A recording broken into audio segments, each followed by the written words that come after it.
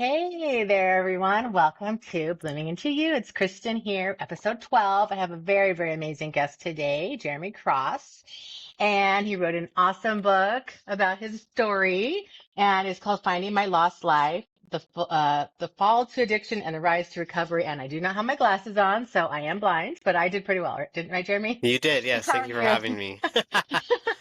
I'm good because I'm kind of blind, but that doesn't really matter.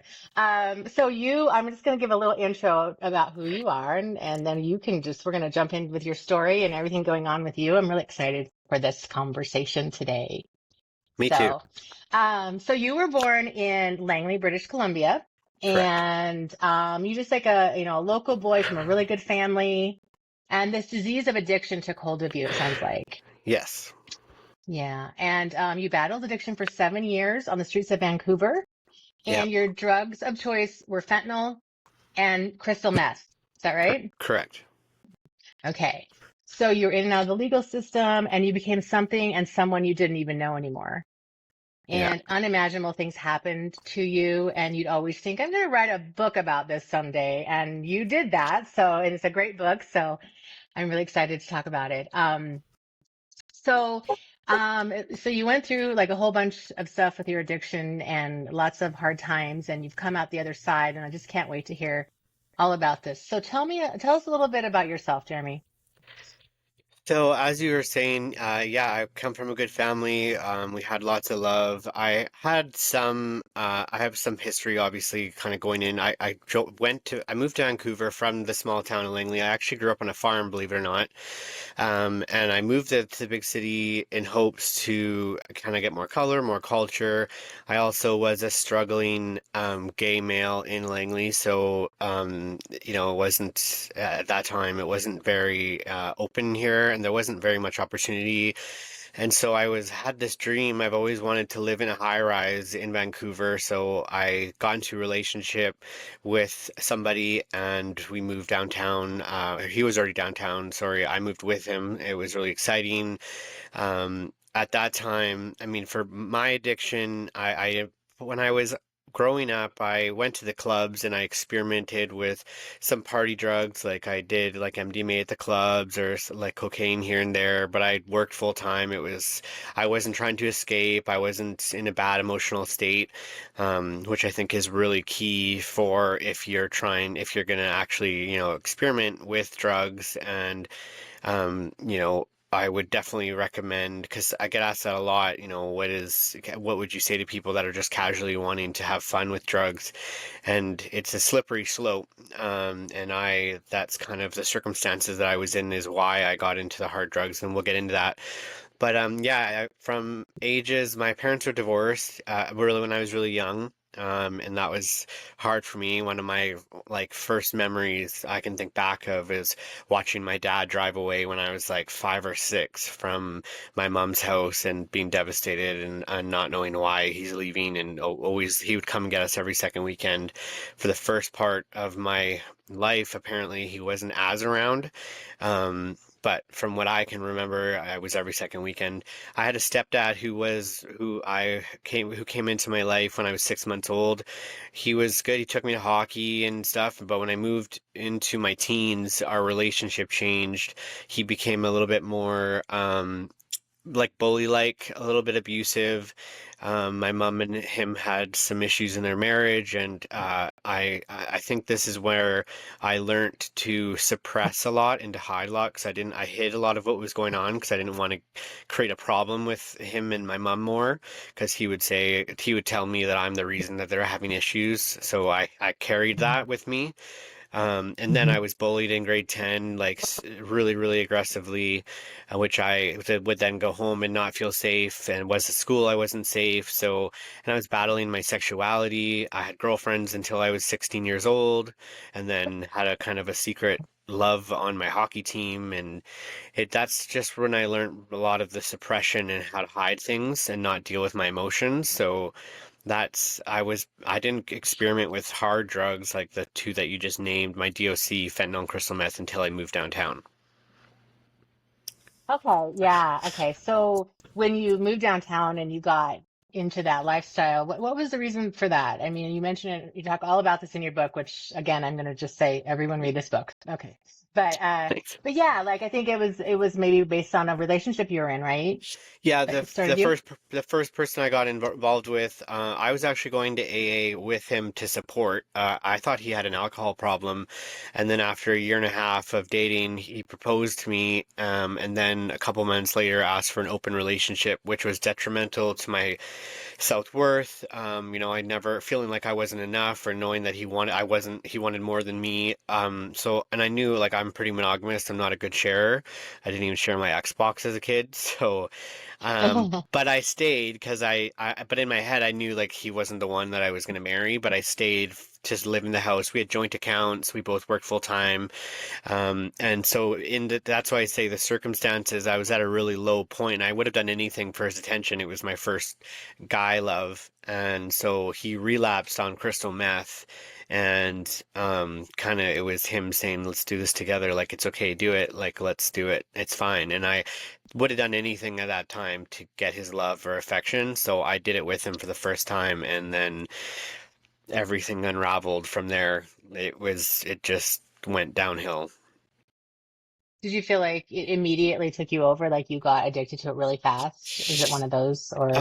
That's more fentanyl, but crystal meth, like I knew he lost, like there's functioning addicts and non-functioning addicts, and he's the kind of guy that he can't function, like he couldn't go into work, so he was a contractor. He got fired from his dream job, and then when he got fired, and when he was on crystal meth, he was very sexual, so I was worried that he was going to cheat and he was going to be active, so then I didn't, like I wanted to stay home with him, which didn't work because I was chief of operations of where I was, so then I was let go.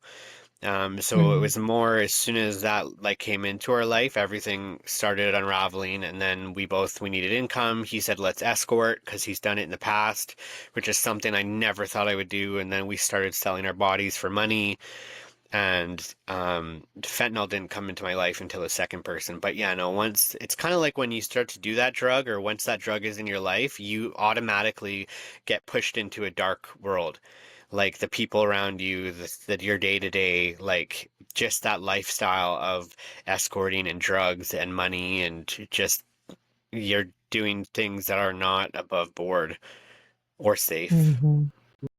Yeah, and like it just like you said, it like started to unravel, and it was such sounds like such a quick thing. Like you can so easily get into that dark side of things and be in that world like all of a sudden, right? Yeah, it was. I mean, and just even like we didn't have deception or fraud or any of those things in my like growing up. So I was like a fish out of water. I was not educated enough, obviously, in the manipulation or just what people are capable of. So I wear my heart on my sleeve. I'm a lover. I mean, I can throw down if I need to, but it's not my Hmm. go-to. I'm not a fighter that way, but so when he like I'd never even thought people could use your heart as a weapon.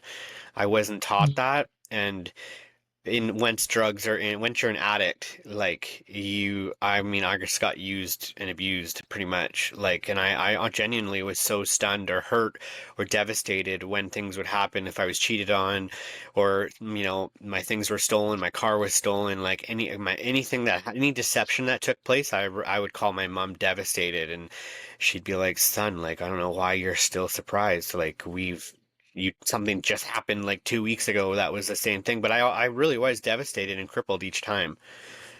Hmm. Yeah, so each time you were not really jaded and you just went back and hoping for the best with each new relationship, right? Yeah. Yeah. So then, okay, so tell us more. Like okay, so then there was that relationship and that ended at some point, Yeah, obviously. that And ended. then, And okay. then, so we were escorting, but like I said, he wasn't a functioning addict. So he started to become like just hygienic and just was not desirable. And people didn't want to, like, we had a rule, like we would only escort as a duo. And I ran the business. We made like accounts on the internet for people that to purchase escorts, like Leo's List. And I did all the, like, I ran the business and I took the money and stuff like that. I did the scheduling. I dealt with the clients, and then then he started to not be desirable, and then we were at such a dark place that he was like, whatever, just go and do it. So then I started doing solo escorting, but he would control the money, and so that started to again create a huge rift with us. And then we got into another big altercation. He ended up stealing my car, throwing my clothes out of the window of my apartment that my mom paid for us to move out of the one that we both lost our jobs. So I ended up Mm. finally moving out by myself, and I was escorting alone. And that's when I took that photo. My book cover actually is of me during addiction, and I chose that cover because I wanted it to be controversial. For a lot of people, they think that guy looks good or he's fit or whatever's anyone's conception, but really I was the most unhappy, unhealthiest I've ever been and unsafest. So I wanted it to show to not judge a book by its cover, quite literally. Mm. And then when I moved into my second place, I had like $25,000 saved from escorting. I wasn't doing crime. And then I got the attention, like I became a target in that world. Like the other escorts, the gay escorts are quite a vicious bunch. Like they would come to my apartment building and they'd put a jammer on the building, which would jam up all the cellular signals so I couldn't book or get clients. They would, Mm. they would rob you, like wait for me to leave the house. Like they're really malicious. And then the second person I dated was like pretty well-known, infamous fraudster downtown who had a decade-long history with the VPD. And when we got involved, his DOC was fentanyl, and it wasn't even welcome in my apartment because he would do it and he became a monster. Like he would steal my Mm. keys, my wallet, he'd go missing, and I was so in love. Like he had me so in his web and manipulated and gaslit, like I was his mark. He kept me isolated from anybody. He would steal my car and like he was just awful. And then which led to me being sexually assaulted, which was horrible. And that's when I kind of started to click. But each time, and then we started like he was obviously into crime, so he started ordering credit cards to my address, which freaked me out. I had no idea even what fraud was. Then I found out he Mm. was stealing my identity, and he was, screwing up my bureau. He compromised all my bank accounts. He was a monster, and then he wanted me to spend the $20,000 I had saved on fentanyl. So he used to, whenever we did drugs together, he was the one who put everything together, like the needles, or like I wasn't a big injector, but sometimes we would inject crystal meth together, and he put fentanyl in mine and overdosed me. And I woke up Mm. in the emergency room the next day and I was instantly down sick, which that is the drug that instantly hits you. And so then that was his Mm. plan to start to get me to spend the money I had saved on the same drug of his choice. And then when fentanyl came into my life, that's when you become a slave to it, your day to day. And I obviously needed to start doing crime to get money because I couldn't escort. And yeah, Well, I just like making like all these connections between even your childhood with your stepfather and how you had to sort of fawn and pretend and suppress how he bullied you. And I'm just making that connection between maybe the grooming of getting you into these kinds of relationships with these kinds of men, because maybe people listening would be like, how did you not see that this guy was like, he didn't, I mean, he literally did not care when you got sexually assaulted. He stared at you like you didn't even exist. I remember in the book thinking, oh, what a sociopath, right? Like, yeah. like, I mean, I personally understand how this can happen very easily for people. Like it's very unconscious, but I'm just wondering, like, why didn't you notice the signs? I mean, again, not why didn't you like you did something wrong, but why do you think you didn't? Just because you didn't get raised in this kind of like lifestyle as a kid, or do you just want to believe that they were good, or what do you think? Well, I was so madly in love. If love wasn't in the picture, it would be a no-brainer. Like the things that he did to me. That's what I mean. It was so mastercraftly done. Like that's what someone who gaslights people for a living and uses people for a living, like that's what they've done and that's what they do. They find people and they exploit them. It's a craft, it's an Hmm. art, and even like and they literally that they look for people like me that are big-hearted people that are compassionate and empathetic, and that's who they prey on. And so Hmm. at that point it was so well done. Like at the beginning of our relationship, of course, he was a gentleman. He was in awe of me. Like he was like, oh my God, you're God's gift. So it started Hmm. so aggressively great, and it was a slow, progressive, crafted thing. But it was until I was sexually assaulted by him that I started to realize, like, no matter what, like, forget love. He can't even like you. And then it churned because then when started to become a problem, or I started to become aware or educated, his threat would be he would be vicious then, or he threatened to go after my mom or my dad's bureau. Like Mm. it changed like that. Hmm. So once it pivoted and I knew what was kind of going on, that's when like it was almost like I had to be careful. And like once I knew what I was in, especially like I when I got arrested for the first time because he set me up at BMW. When I got into jail, it was then that all the inmates were like, dude, like you have no idea what you're in, or do you? Like you, so Mm. they started to tell me like what a mark was, what gaslighting was, some people even knew who he was based on his reputation, who's been done fraud with him or been fucked over by him. Like it really opened my eyes, and I was like, holy, like, oh my God, like, and that's when it like pieces started piecing together. So, but then Hmm. you go get into the denial thing, like, oh my God, there's no way this whole time, like, he's like, this has been a plan, like, it's been premeditated, like, Yeah. it was a roller coaster. Yeah. I mean, I'm glad you're explaining this because I think a lot of people who have never been in like a narcissistically abusive or otherwise relationship that's abusive don't understand how insidious emotional abuse is and how like subtle and how they do, find their mark. They know who to go after. They know how to be a predator with their prey and coax you into through love bombing and gaslighting and cognitive dissonance. And it's just completely a mind fuck, right? You just never can, you don't know which end is up, Yeah, really, totally. Oh right? I yeah, mean, they you just have. had no idea. Yeah, oh Yeah. yeah. I was running around the city like I imagine it like, and everybody kind of knew what was going on around me. And like two of my friends in that scene who were, they tried to like even like they knew who he was, but like everyone was so scared to even say anything because they didn't want to catch his attention because they all knew what he was capable of. So everyone pussyfooted around Mm. me, and it felt like I was the beautiful idiot running around town where all these hyenas were heckling, watching me Mm. struggle and suffer.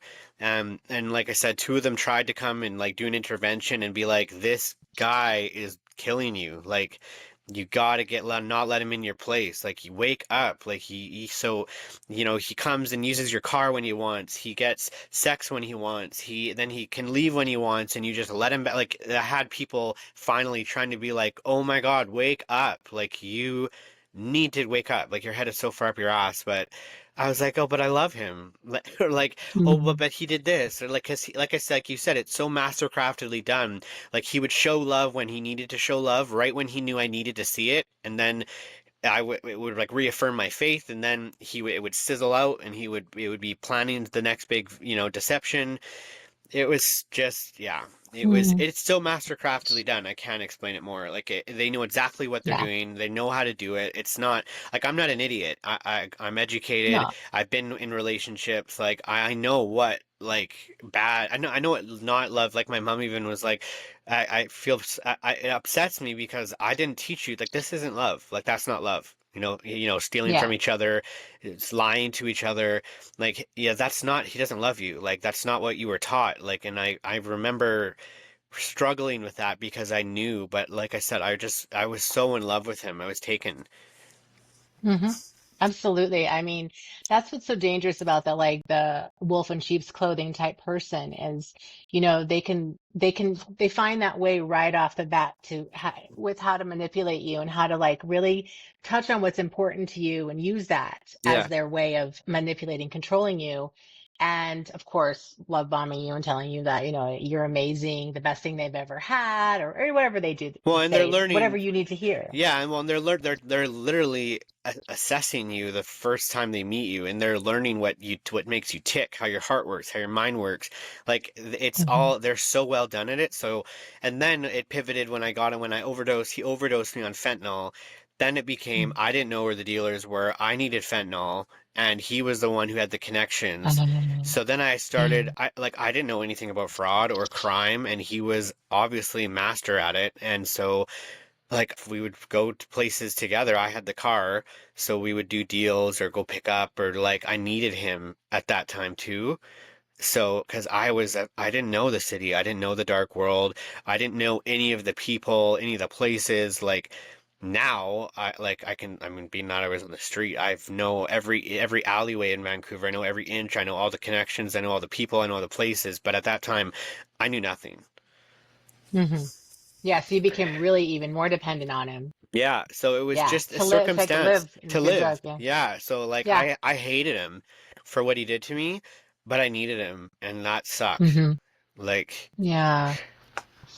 Yeah, so like okay, so then okay, I don't know if you can tell your whole story, but I love your story, so I don't want you to like tell every detail of the book or anything either, but I want you to just tell me whatever you're comfortable with. But I just like the progression of like these things happened and then it eventually got you to this place where you finally got clean and then you started kind of having this awakening and and you really I mean these relationships are really good for us for awakening purposes. I mean, and in the drug life. I mean, not that we want to go through that dark side of things. However, you do find something bigger than yourself eventually if you go into, I mean, especially if you're like more like an angelic person, who's just on the wrong side of the tracks all of a sudden and you're just fully into it. I mean, the fact that you went into all of these dark areas, that so much happened to you over these years, it's like incredible. And then for you to come out of this on the other side of it, like, here, I want to help, and I want to talk more about what you're doing now. But so yeah, like share more of whatever you want to share about this story and like what happened with that guy. He's a gentleman. definitely not a gentleman. Not a gentleman. Wrong No, word. no, he's Satan, Okay. and he's Satan. He's Yeah. a wolf What dressed in happened with sheep's. Satan? Yeah, he's a wolf, definitely dressed in sheepskin. That's One how of I Satan's actually. minions. Yeah, that's how I. But you know what? It's funny. I said this in my book. I was surrounded. It wasn't just one wolf in sheepskin. Like it was everyone on the street. So, and I was Hmm. the only actual sheep that was just bad, trying to be like normal, but anywhere I turned, any relationship I made, I could trust somebody. Oh my God, I was let down every time. So okay, so that I got Yeah. arrested with he set me up. He sold I had like $150,000 wardrobe. He sold it from under me. I actually moved out of that first place because he was ordering illegal credit cards fraud to my address in my name. So I panicked and I moved out into another place on Nicola Street downtown, and I didn't tell him where I was because after I got arrested, I thought he'd be like, "Oh my God," like, and I didn't know officially if he set me up. It was too coincidental. Like, so I got evicted and I was living out of my car, and he's like, "Well, Jeremy, I can't live on the street." So, and he had a really rich client that lived in a penthouse from when he used to escort, and he probably still was hooking up with him the whole time, let's be honest, when he would disappear. But Mm. and in my head, I'm like, oh my God, you're the reason I'm here. Like, are you kidding me? But at that time, he's like, I want a BMW. You know, if you can get me a BMW, we can be together because then we're not on the street. So he gave me a driver's license of a guy who looked like me. He told me to go into BMW, Brian Jessel. He gave me a bag full of fraud because I was supposed to get the BMW and go pick him up after to do a deal. And when I showed up, the helicopters were there, the fraud squad, gang squad, there was like it was all set up. It was crazy. So I got arrested then and there, and he made me look like the fraud kingpin. So it was all set up. When I Mm. got out on bail, I was figuring he'd be like worried because it was my first time ever being arrested, which was detrimental to me and Mhm. horrifying. Never thought I'd ever be in the legal system. And he like I'd go to our mutual people that we knew, and they all knew where he would just like literally disappear the minute I was coming, or like he avoided me. And then I would see him on Grinder, like because you can see locations and people on this gay app or whatever, so I could see he was online hooking up with other people or doing whatever. So I was devastated. I was bawling. And the guys, I remember this one place I was at, these two guys were like, "Oh, we have no idea," and I was bawling. I'm like, I can't believe he doesn't care. And then I remember leaving because they said they had to go, and I waited because I was waiting for my friend to get there, and I saw him come up and like buzz the ringer to go up to the apartment, so they knew that he was coming. even though I just sat up there and bawled with these guys saying I was devastated. I couldn't believe he didn't care. Where is he? I just need to find him. I need to like, I was so genuinely crushed, and these guys literally lied to my face just to have him over so they could have sex. So it was devastating. Like the Mm. betrayal was constant. Like my heart physically broke so many times, and, it was, when you say, when I found recovery, it took me a long time because you get into a state of hopelessness. You accept the fact that you're going to die a junkie. The system, even if, I was on disability and there was some government help, like they tried to get like a counselor in front of me here and there when I applied for housing, which was a gong show, even trying to get housing. And even I did get housing at one point, Lookout Society on Powell Street, and it actually was more unsafe for me to be there because people knew where I was. And at this time, I had to learn how to do fraud really well to protect myself and my family. So I got really good at doing fraud actually.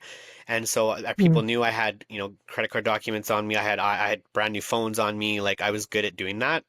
And so I'd get robbed all the time. People would look out for me. So it actually was more unsafe for me to be in the room that was in my name. So I chose to go back to the streets instead of living in an SRO because it was just not as safe. I'd rather be at random on the street where people can't find me, or it would be more coincidental to try and find me.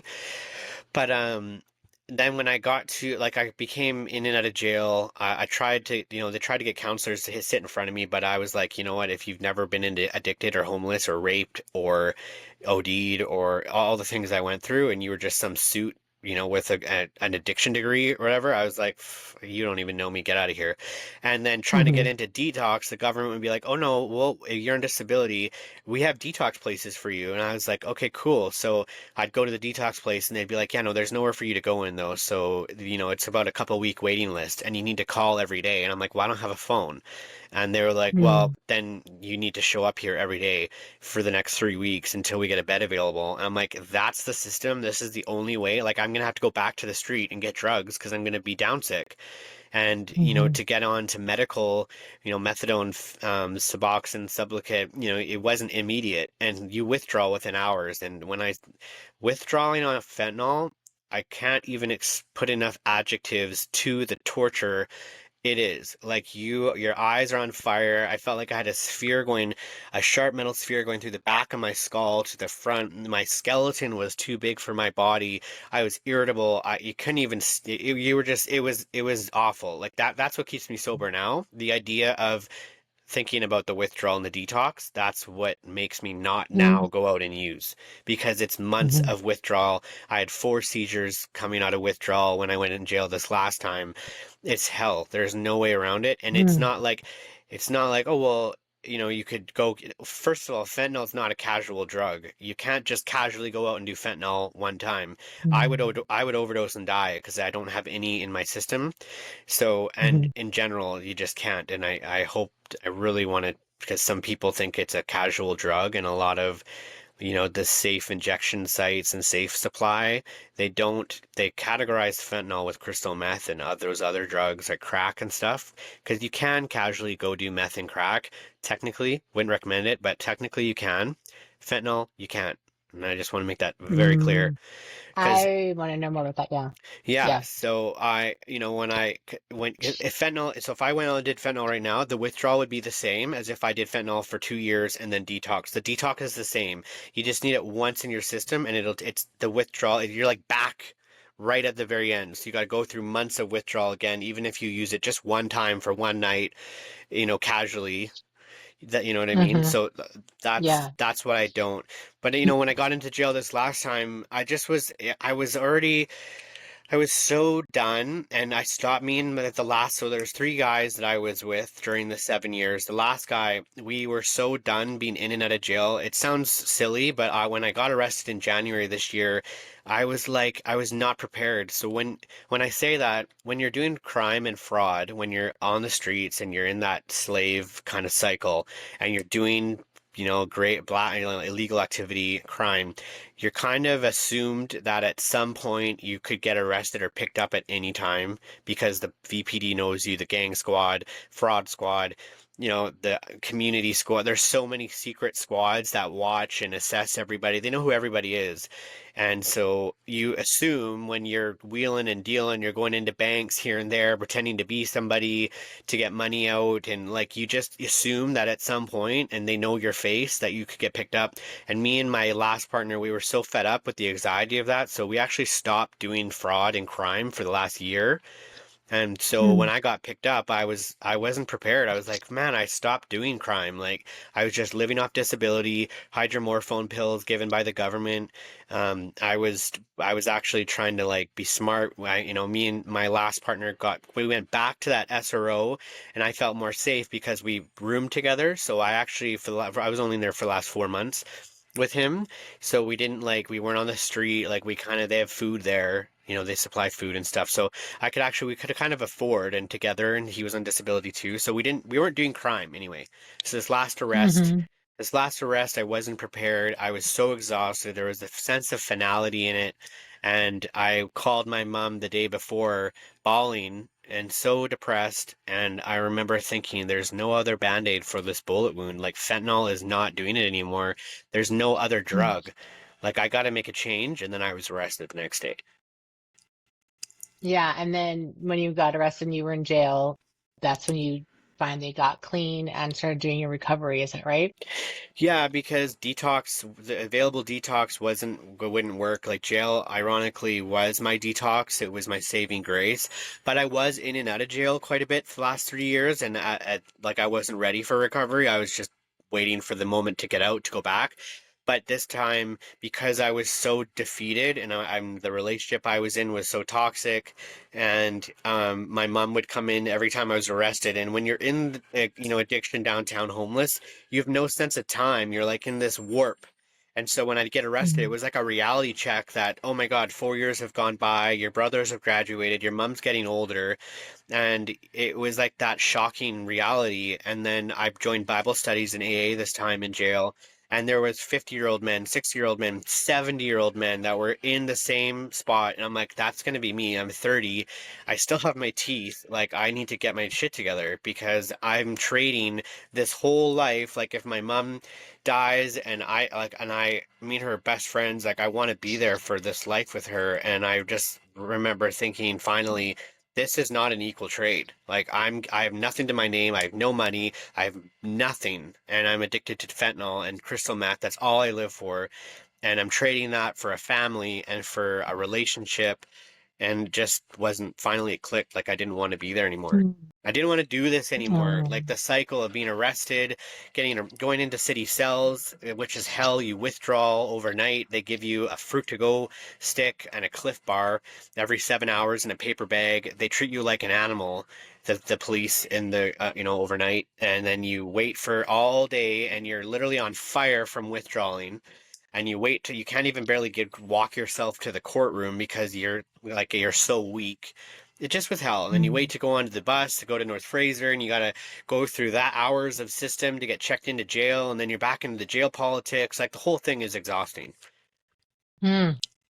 I think it's incredible that you finally did like notice the pattern and you do not like the pattern. And that's always what we're talking about is you've got to notice the pattern and become very aware of it, self-aware. And for whatever addiction you're doing, obviously drugs are a harder addiction. I mean, there are addictions that are hard equally, maybe equally as hard. I don't know, but that the toll it takes on your physiology, especially when you're doing drugs, right? So that's one of the obvious harder things to break away from and stop. So, I just congratulate you and admire you for that. But I think you got to the point where you're like, I can't live like this. It looks like you saw those older men and you were like, wait, this is going to be my life. And like, what about my family? My brothers are growing. My mom's getting older. This is so sad. That's amazing though. Cause not everyone can do that. So I think you really got hit with your rock bottom. It sounds like, right? Yeah, and I seizured out 4 times in jail this last time, and that was scary. But when I got rushed to the emergency room, I was in there for 2 weeks where they were trying to check out why I was seizing out or whatever. Obviously, it's because of withdrawing off crystal meth and benzos and fentanyl. Mm. But there was this woman who was probably like 75. I shared a room with her, and she had a 40-year-old son come in and like check in on her, and I kind of like I just sat there and watched them, and I'm like, man, if my mom was in the emergency room or the hospital, like I wouldn't even know. Like that should be me supporting her, and that freaked me out too. And so that was a Hmm. big moment for me.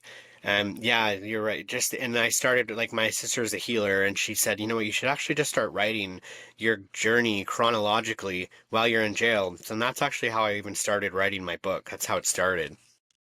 Yeah, I love that you did that. And that, at one point you talk about how you realized you had to like validate yourself, right? And I like what was that about? Like what came to you with that like realization? Well, like you said, you have to give it to a higher power eventually. I'm not super religious, but I'm one of those firm believers of if something's worked for somebody else, I'm open-minded enough that I want to know about it. Like if religion got somebody sober, I want to know how they did it. Even if I don't believe in it, I just want to be educated.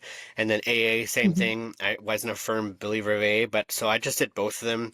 And the idea of getting rid of your shame and guilt, you need to forgive and repent. And so doing the steps. I read the big book and I did wrote my amends letter. I did the steps. I did my moral inventory, and I forgave myself because I owned what I did. I owned my shit, but then I also was kind to myself because I did the best I could with what I had in that time. Like I had no mentor. There's no rule book of how to survive the streets and how to survive fentanyl and crystal meth, escorting, being raped, being kidnapped, seeing dead bodies all the time, how to deal with the trauma, how to unpack everything. Like it's just as if I were to rip you out of your home and throw you on the street and say survive. Like you gotta. That's Hmm. what I was. I had to use the community. I had to ride on the buses, the 24-hour buses when I was cold or starving. I had to live at St. Paul's Hospital to get bagged lunches just to even like feed myself. I was 80 pounds. Like I did the best I Hmm. could. I still had a moral compass with fraud, a lot of people in that world. For me, I was like, I'm not going to touch retirement. I'm not going to touch a checking or saving account. I'm not going to touch a pension. You know, a lot of people don't care, but I was like, I only did credit so that the person could write it off, declare fraud and write it off. I kind of had that moral Hmm. compass with me, or I needed to be Hmm. insured. I never broke into homes. I never affected families or children. You know, I was a firm. I didn't steal from people. Like I didn't like that. I boosted here and there from like Superstore or like big box places. A lot of people do. It's called boosting. But I Hmm. had a moral compass, which I was good because I got offered all the time, and I couldn't fathom. Like I liked that I was still in there because I couldn't fathom going after maybe a nurse that's been helping people for 30 years and now is on pension, and I would steal her money and she'd be have to go back to work at 65 or Hmm. 70. I couldn't fathom that, and morally I Hmm. wouldn't do it. I would tell people this is not my gig. So I had to I was comfortable with, after I made amends to my family. I've tried to apologize. I apologized to the people I could, and my whole addiction, I imagined myself this young boy sitting on a bench in the dark abyss, just devastated. He's broken, he's scared, he's hiding, he's crying. He's so traumatized out by everything around him. And that's how I visualize myself in addiction. That's what it did to me. I was just done. And then my recovered self kind of came up and would put my hand out to be like, it's okay, you can trust me. We're going to work through this. We're going to deal with the trauma. No one's going to hurt you. Like, you can do it. And that's literally how I always have imagined myself, that I was this fucking traumatized out guy, just devastated of everything that's Yeah. gone on.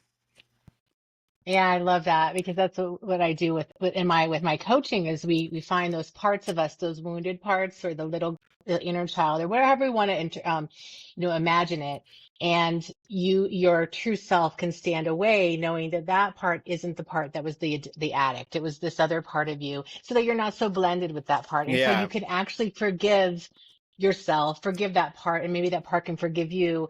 And you can like, it's like your internal family. And so I love that you're saying this because, it's like you had to, because that shame locks you in, right? So as soon as you could like look at this, like I got into situations that I did not mean to get into. I didn't purposely want to just start doing drugs and get addicted.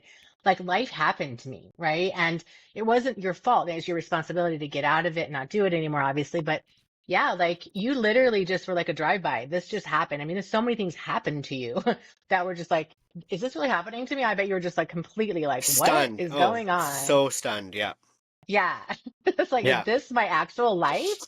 Yeah, and Yeah. I literally felt like I would imagine that little boy, like he's this, like I had to steal or I had to do this or well, I didn't have a choice, like I was Mm. starving or I was, running away. Like he was just so, I just could always visualize that, like he's so delicately broken, and I just wanted Hmm. to help that little boy, that little inner me, being like to get out of how Yeah. he got there, like to stand up and stand tall again.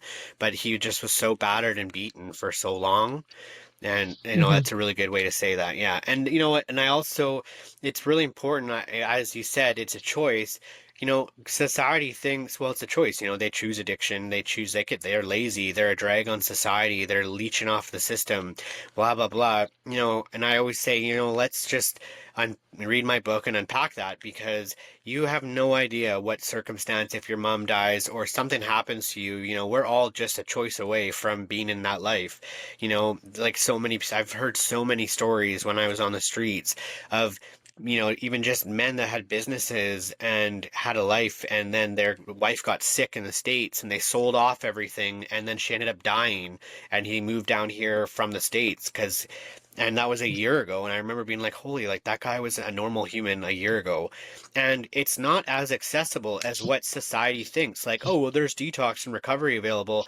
Yeah, actually, maybe learn what you're talking about before you say that, because it's actually not accessible for the demographic. It's not a smooth transition. Mm. There's no door for somebody to go in. Even if, and like, what addict wants to be an addict? No one wants to be on the street, literally looking over their shoulder, constant anxiety, constantly being robbed, attacked, beaten, raped. Like, is that a choice? Do you really think someone chooses that? Like, if it was something so easy to get out, not everyone has $20,000 for private detox, but the detox available for the people on the street is not a smooth transition. It's not set up for success. So Mm. before society or normal people think, well, it's a choice, like they have available options, like just be educated before you talk. That's one thing I'll say to Yeah. people.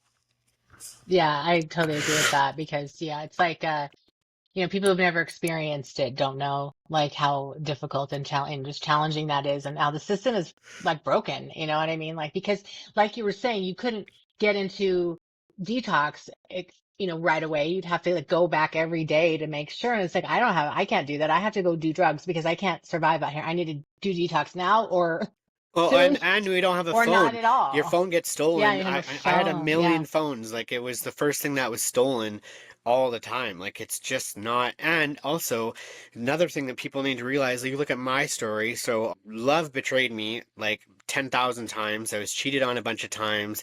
I was raped. I was kidnapped, held at gunpoint.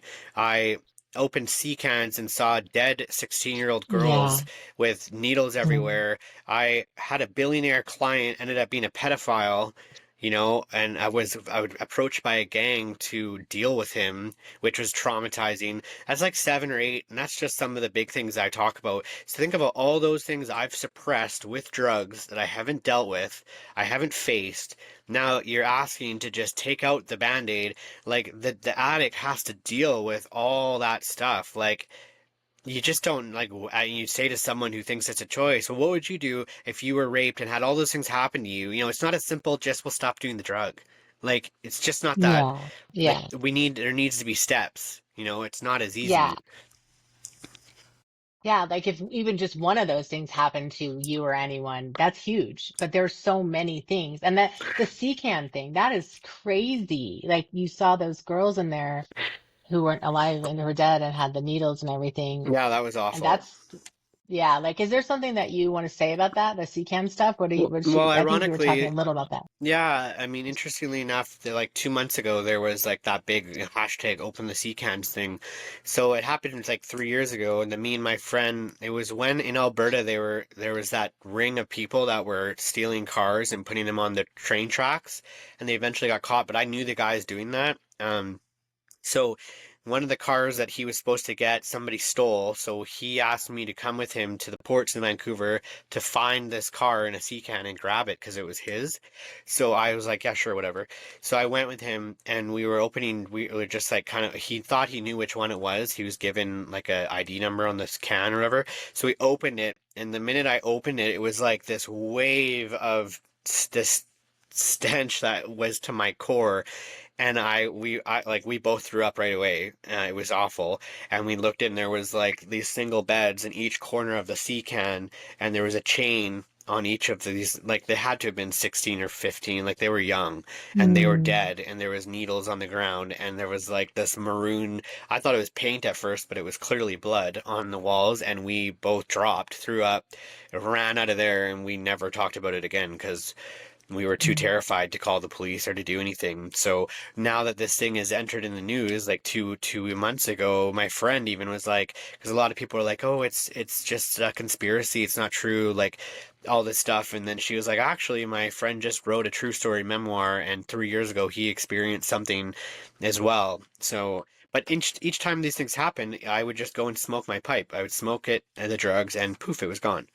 Like Hmm. that was my go-to. You couldn't deal with it. Yeah, you just couldn't deal with it. It's a lot. It's very hugely traumatic. Yeah, yeah. So yeah, that's so okay. So now, so let's just jump to like what's happening now for you. Like, what's happened since went into recovery? You've done some more AA, and you're just feeling a little bit more awakened, or what's going on in your life now? Well, with the publication of my book, my Facebook is public. I get messages from people around the world. I have a website that you can contact me through, so I do a lot of like fan mail or whatever you want to call it.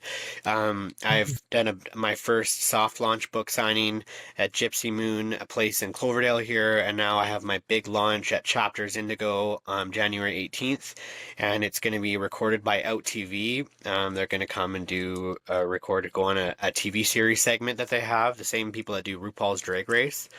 So that's exciting. Really focusing on the book. I'm also now a certified peer worker, so I'm working with other peers or addicts and families. I think it's really important that not only the addict that needs help, but the family that has dealt with the addict or had to watch the addict. I have lots of mothers that contact me and they have a son who's in addiction downtown, and it hits close to home because it reminds me of my mom when we were uneducated. When I first got into it, she frantically was calling around trying to find out what she can do, how to help, we didn't know what to do. And so I hope Mhm. now to be that my way of giving back is to help the mothers, help the families, help other addicts find recovery and navigate through the system with, how to detox, how to withdraw properly. I've made friends with owners of recovery houses around here. So I've already gotten another friend of mine into this one recovery house from jail. I helped him get in. My goal, I also did a TV series interview with your friend Kinga, with Novus Entertainment. Mhm. And my goal, I'm hoping, is to get my book, do a book TV adaptation and have it become a docu-series somewhere on Netflix or Amazon Prime or something, because there's just such a audience for addiction crisis right now. It's so large. Like, it's actually shocking to me how many people, how many copies I've even sold, and I'm doing all my own content creation. I don't have a marketer. I'm doing everything myself, and the response I'm getting is so wonderfully overwhelming. And I think I'm glad. My goal also is I'm opening up the conversation about addiction because people are so shameful or embarrassed, or they don't even want to admit that they have a family member in addiction, let alone themselves. And I'm hoping by sharing my story, people are not, like that, they can now feel comfortable or safe to ask for help, to admit there's a problem, so that we can get the help that they need, whether it's the family or the addict. I just want it to be comfortable, people to be comfortable. Like, and now that by sharing my story and sharing my voice, I'm hoping that other people feel like they can too. Yeah, I think it's amazing that I mean, again, I'll bring up the shame again, like you just mentioned, because um, shame is what keeps us locked in and into those labels, into those identities, into those behaviors and habits and dependencies and everything, addictions. And so, right, as soon as people can say, you know what, I did the best I could with what I had, which you said, and I didn't really know better. I didn't mean for this to happen. And it happens so fast. And I think that it can happen to anybody. Like you said, it's a slippery slope. You can't just do fentanyl casually. It's not a drug that you can just do once in a while. You're going to get into big trouble when you do it. And that message is really important because a lot of people don't listen to that, right? They're like, oh yeah, right, whatever, like, but you never know. I think sometimes parents will say that to their kids, like, if you do crack one time, or you do heroin one time, or you do something one time, meth one time, you're going to get super addicted. And you may or may not, but fentanyl sounds like a one that you will, right? And I think Yeah. When it's as you scary, experienced, you can't. yeah, it's scary how accessible it all is now. Like before, you couldn't get fentanyl very easily. Like you had to know somebody. But now it's so common and it's pretty like relatively cheap. I mean, crystal meth is cheaper, but for so many people, if you're emotionally stunted or depressed or anxious or fentanyl would be the band-aid. That's the band-aid drug. I call the emotional drug that will nullify everything, which is why it's so appealing to so many people. But I want to be very clear, it's not something you can casually do. You will overdose the first time. I overdosed the first time. It doesn't matter how much you take or you like it's something you have to build up in your system. Like if you're gonna do it, have a naloxone kit with you, do it with a friend. Like, obviously, my first thing is don't do it. Like, whatever Yeah, you're, if right. you're, at the end of the day, it's an escape. That's what addiction drugs come to. Yeah. You're escaping. That's when I Absolutely. say, are you doing the drug or is the drug doing you? If you're happy and healthy and you want to go downtown at a club and do or a rave and do MDMA or mushrooms or whatever your vice is, and you're in a happy, healthy place where you can just do it for that night and go back to your life, maybe do it once a year at a rave once a year, that's one thing. Hmm. It's still a slippery slope, but you have to be very aware of your emotional state and why you're doing the drug. If you're just doing it to have fun, with your friends and it's something, then know your dealer. Like it's like you said, nowadays people like I know dealers that just put fentanyl in everything and they're killing off their clients. They don't give a shit. It blows my mind, like to me. Mm. But that's why, Mm. yeah, no, Yeah, that's very it's scary. it's a slippery slope. Like just be very, if you're trying to do it as an escape, I would recommend getting a peer worker or a counselor or talking to your family, like talking to somebody you're comfortable with, that so you don't feel like you need to escape. That's why I say about Hmm. recovery, there's two pieces in recovery that are crucial.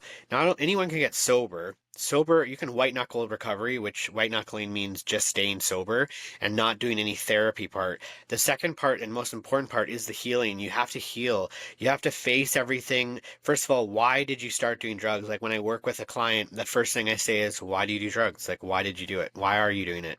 What was that first reason why?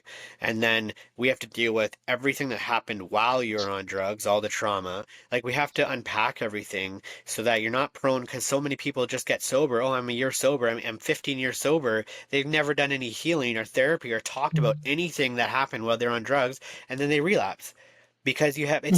it's still an escape route. You haven't rewired yourself. That wiring Hmm. of that using drugs as a go-to is still very prominent. You may be sober, so you're thinking clearer, so you can use it as a Hmm. last resort, but you want to get rid of that last resort, and that's with the therapy. So that's a big thing I would say to people, and that's why I'm successful in my recovery. I wrote a book about everything I went through, and that was my healing, that was my therapy. And I thought it would be destructive actually, and it was hard. Like the first write, I didn't really go into too much detail. My first editor, and then I had a second editor, and she's like, you need to go way more. You need to put in dialogue. You need to, like, it has to be more descriptive. What do you smell? What do you see? What do you hear? Like your five senses. And that I cried that time because, talking about the rape scene, Hmm. talking about being kidnapped. Like I Yeah. had to really bring myself back. What I saw, what I smelled, like just what he said to me, what I was Hmm. feeling, and that is how I got out of it. Like I validated me, and I would recommend that for anybody, whether you want to talk to somebody, whether you want to write about it, whatever works for you, validation is key. Hmm.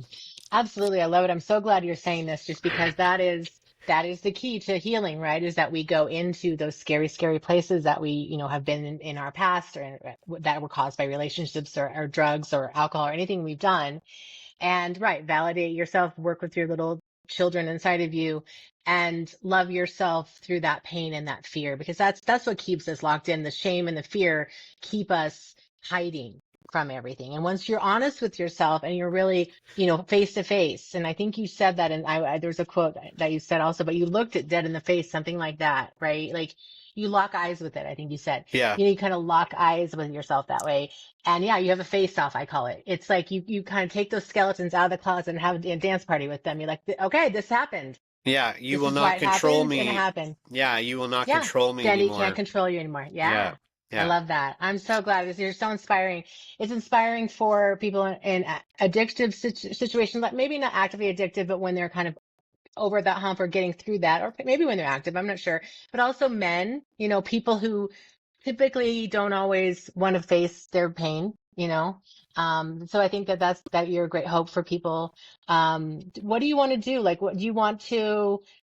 What's like, where's your heart now? Is it just with addicts and their mothers and families, or are there other areas that you're interested in helping Yeah, I people? really hope to be like that beacon and icon for hope and recovery. Like I'm that tangible proof and evidence, because when you're in active addiction, you're in such a state of hopelessness. Like I'm never going to get out of here. It's not going to happen.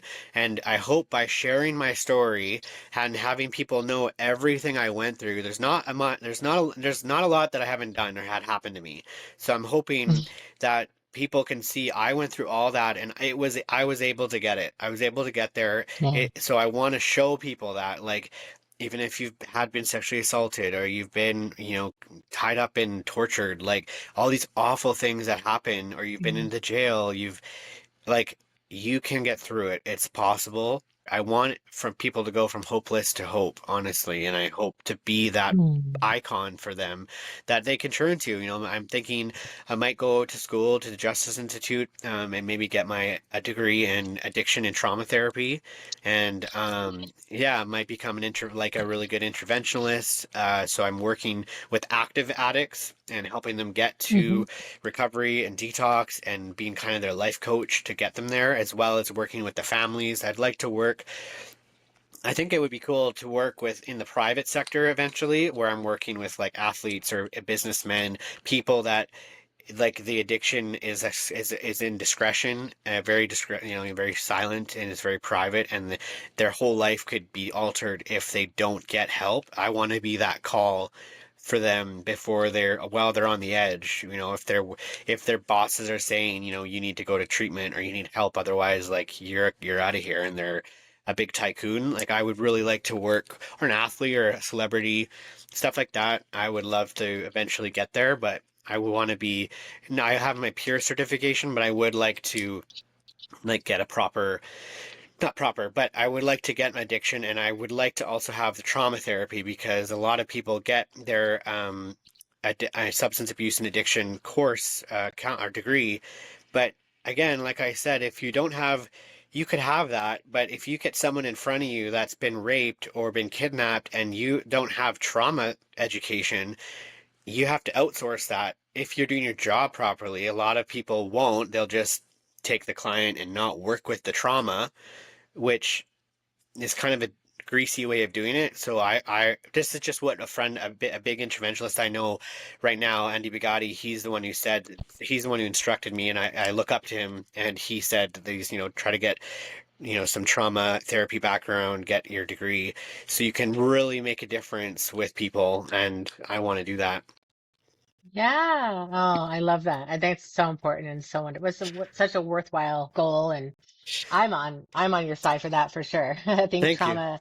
helping people with trauma is actually such a great, huge thing for the world right now. And so, yes, please join our forces. We Yeah. want to, Well, and especially then if you've been through it, like yeah, and that. it makes the last 7 years like worth it. Like I had to go through that to get all the feathers in my cap to be able to help people Hmm. moving forward. And it makes me work my recovery every day. And I've always wanted to help people. I wanted to be a counselor or life coach prior to addiction. So it's kind of like I needed all these colors going through Yeah, addiction, and you now I did. have this wide range that I can help people with. So, Yeah. It absolutely helps if you've had the experience of the hardship to really draw on, because you're more relatable then, yeah. you're more approachable, and you're really more down to earth with, this is, I've been there, and I'm just a few feet in front of you, and I'm going to help you walk your way out, just like I had to do. And it's Yeah, I think that helps people a lot. I've it's found huge. it. Yeah, People really appreciate when I that. got certified in peer support, the two pillars is mutuality and relatability, and I think that's key Yeah. for sure. Yeah, Yeah, for sure. So there's something that you said at the end, and I don't know if this is your quote or somebody else's, but it's you said, there's a reason we addicts choose to turn to and believe in God. It is because we have met and danced with the devil. that was my Did quote. you say that? I Yeah, thought so. I was like, maybe I've heard that before. That's very profound, though. yeah, And yeah, it makes sense. yeah, Yeah, yeah. I you always do. thought You that. kind of reach for that.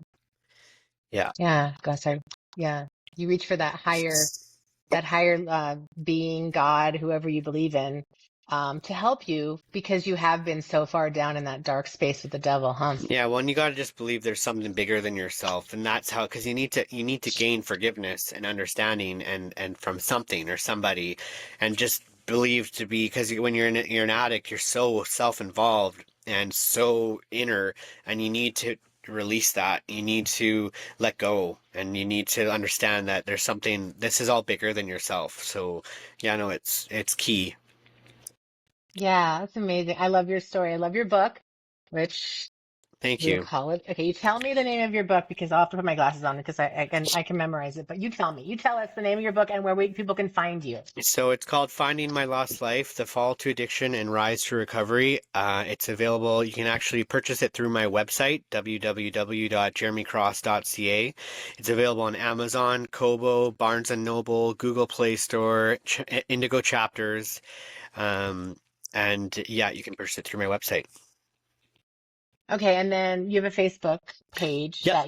what's that called It's for people in Jeremy case they want to Cross. look on that? Yeah, Jeremy Cross author. And it's a public page. Everybody can go on there and see all my things.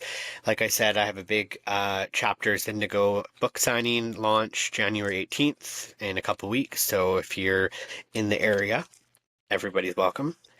Yeah, well, like I have to have a reason to go to Vancouver, so I might Yeah. be in the area. Yay, I'll that'd be find a way. awesome. No, I that would be awesome. It'd be cool to meet you in person. But even though we're on podcast, we're also on video. I'm gonna show the cover to show that like, that picture of you looking so healthy, so fit, right? And but you were in active addiction at the Yeah, time. I was So escorting at that you time. can't judge. Yeah, can't judge a book by its cover. But I do like your tattoos. Thank you. They're cool. Yeah, Sure. it was a real crowd Any, pleaser. I bet. I bet it was. So, anything else you want to add before we wrap up today? It's been a great Uh, story. I just thank you for having me, and I just to the families. There's one big thing I've been working with somebody today, and I just want to reiterate kind of the conversation. For the families, for the mothers or fathers or loved ones of an addict, I just want to let you guys know there's nothing you can do or say you can to help the addict. The addict has to want to change. It's not about the money, the resources, the time, what you should or could have done. It's irrelevant. I just want to make that very clear. The addict has to want help. They have to want change.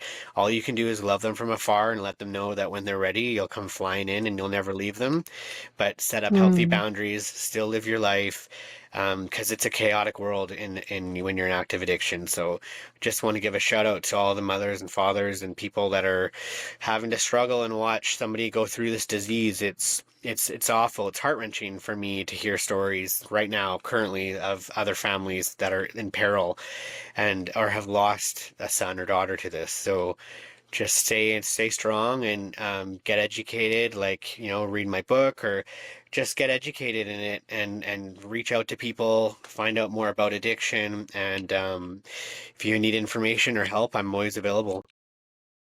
Aw, that's wonderful. Thank you so much. I really, really love the story. I'm so glad you joined me today. And Thank you this for has been having so me. helpful. I mean, everything you've said has been so helpful because I think so many of us don't always know, what it's really like for somebody to be in addiction and the trenches of it and the aftermath. So this has been really great. So Yeah, no, thank you you. don't I think it appreciate it. Yeah. you don't think it happens here in Vancouver, Canada, but it's everywhere. This shocking Yeah. stuff. So, and there isn't really any Yeah. true story memoirs out there with addiction, so I'm glad to open the door. Yeah, me too. Thank you. Sorry, now that my dogs are barking hysterically.